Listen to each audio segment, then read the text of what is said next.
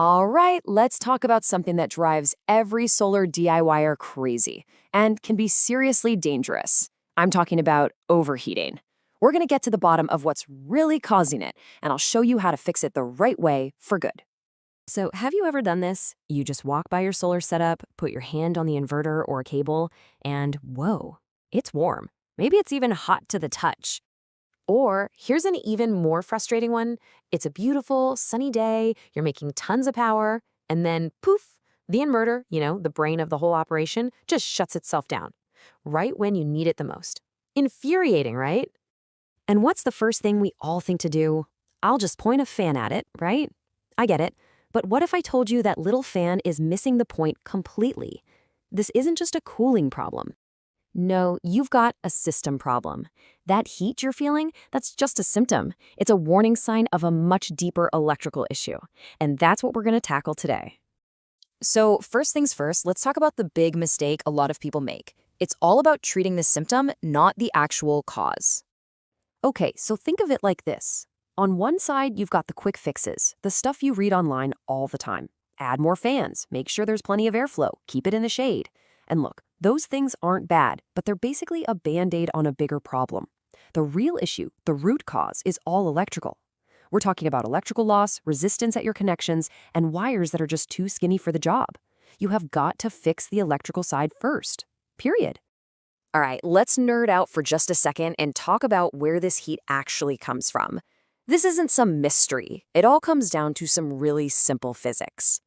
And it all boils down to this little formula right here. P loss equals I squared R. Now, don't worry, you don't need to be a math whiz. The only thing you really need to get from this is that little squared part. It means that as the current, the I, goes up, the heat goes up exponentially. So if you double the current, you don't just get double the heat, you get 4 times the heat. That's huge. So let's break that down real quick. The P, loss, that's the heat you're feeling. I is the current, just the amount of juice flowing through the wires. And R is resistance. Just think of resistance as electrical friction. Every loose screw, every wire that's a bit too small, it all adds friction. And what does friction create? Heat. It's that simple. Okay, enough with the theory. Let's get our hands dirty. Well, not literally. It's time to become a heat detective and find the hot spots in your own system. So when your system is working hard, on a sunny day, you're going to carefully check these key places.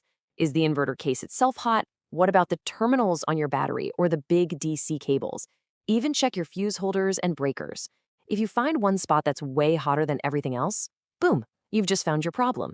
That's a massive clue pointing you right to the source of the resistance. All right, so once you've located the source of the heat, it's time to fix it for good. We're not using Band-Aids anymore. This is the permanent solution. Step 1 and 2 are all about your connections and wires. And please, for this part, make sure you power everything down first. Safety first, always. Go through and check every single terminal on the battery, the inverter, the fuse blocks. A screw that's just a tiny bit loose can generate a ton of heat, so tighten them down. And while you're at it, keep an eye out for any burn marks or melty-looking plastic. Those are major red flags. Then check your wires. If your big cables feel warm when the system is running, that's your warning sign. They're too small for the job, and they're basically turning into little space heaters. Okay, step 3 is more of a big picture thing, your system voltage. A lot of people start with 12-volt systems, but to get a lot of power out of them, you need to pull a ton of current. And what did we just learn? High current equals high heat. Moving up to a 24 or even a 48-volt system can drastically cut down the current and solve a lot of these heat problems at the source. And then finally, step 4. After you've fixed all the electrical stuff, then you can think about airflow. Make sure your gear has 6 to 12 inches of space all around it. But remember the order. Fix the electricity first, then worry about cooling. Okay, I need you to really listen to this next part because it is without a doubt the most important section. We're moving beyond just your inverter shutting down or losing a little efficiency. We're talking about safety, real safety. Because here's what's at stake.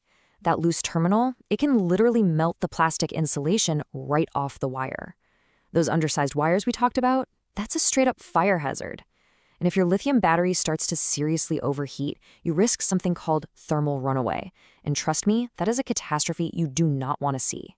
This is exactly why we can't just slap a fan on it and call it a day. So I really want this to sink in. From now on, whenever you feel that heat on your system, I want you to remember this one sentence. Overheating is not just inefficiency, it is a fire risk. And this part is non-negotiable. If you ever smell burning plastic, if you see even a little wisp of smoke or notice anything that looks like it's melting, you shut the system down immediately. Go to your main breaker or disconnect and kill the power. Don't think about it, just do it. So I'm going to leave you with a question to chew on. A fan might make your system feel cool to the touch, but it's not going to make it safe. So take a good, hard look at your setup and ask yourself, is my system just cool or is it truly safe?